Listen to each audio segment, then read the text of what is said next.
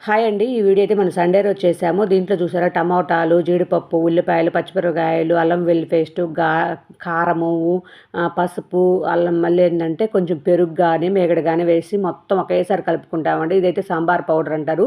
Oil కూడా వేస్తాము. ఇవేంటి మొత్తం వేస్తున్నారు అనుకుంటున్నారా? ఇట్లా చేస్తే పీజీలో ఉన్నోళ్ళకి గాని, ఎక్కడైనా బయట రూమ్ తీసుకొని ఉండే వాళ్ళకైతే ఇలా భలే ఫాస్ట్‌గా అయిపోయిద్దండి. కర్రీ కూడా చాలా టేస్ట్ ఉంటది. మనం ఫస్ట్ ఆయిలు, ఉల్లిపాయలు, పచ్చిమిరపకాయలు, టమోటాలేసి మగ్గబెట్టం కన్నా మొత్తం దీంట్లోనే కలిపేసేస్తే ఆల్రెడీ మనం సాల్ట్ వేసాము, నూనె వేసాం కాబట్టి వాటర్ కూడా వచ్చేస్తది చికెన్‌లోంచి. బాగా మొత్తం ఉడికిపోయిద్ది. కొంచెం వాటర్ కడిగి పోసేసుకుంటే చాలండి. చాలా టేస్ట్ అయితే సూపర్‌గా ఉంటది. అయితే ఏందంటే దానికి దీనికి తేడా ఏందంటే త్వరగా అయిపోయిద్ది.